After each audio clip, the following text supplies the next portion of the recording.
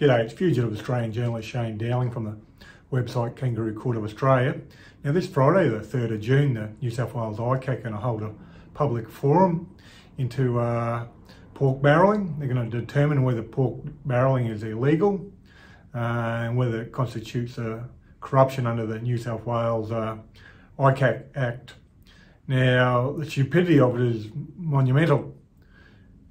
Pork barrelling is blatantly corrupt. It's using public money to buy votes. That's the bottom line of it. Come election time, they'll spend money, whoever's in power, millions of dollars and sometimes billions. Federal governments have spent billions buying votes in electorates where they need to either shore up the vote, where the margin is tight, or where they want to try and win the seat where they're, quite a bit behind in the vote in the previous elections.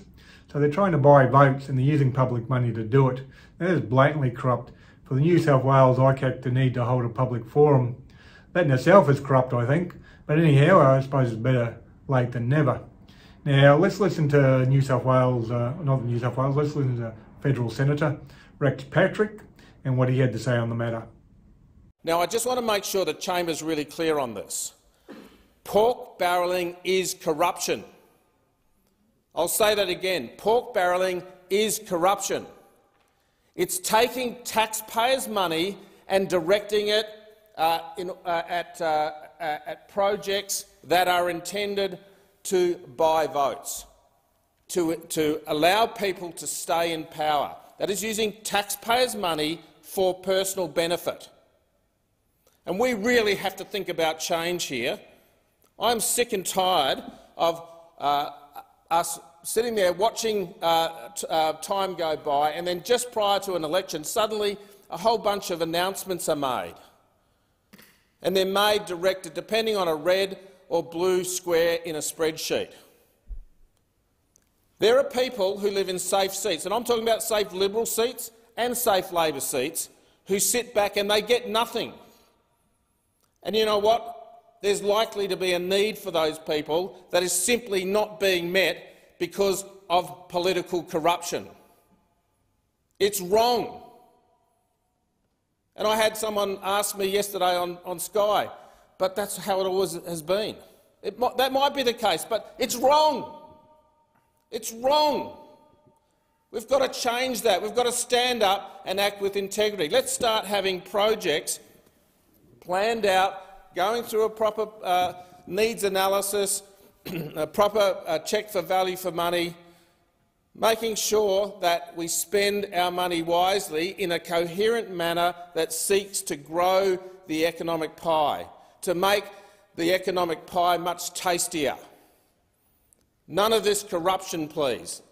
The Australian public are over it, including those people that might be the beneficiary of some of this pork barrelling.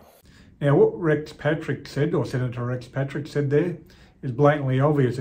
Clearly pork barrelling is corrupt. Now there's a whole heap of questions at the New South Wales ICAC forum on Friday the 3rd of June will raise. Firstly, will it have an impact on the federal ICAC, which is imminent?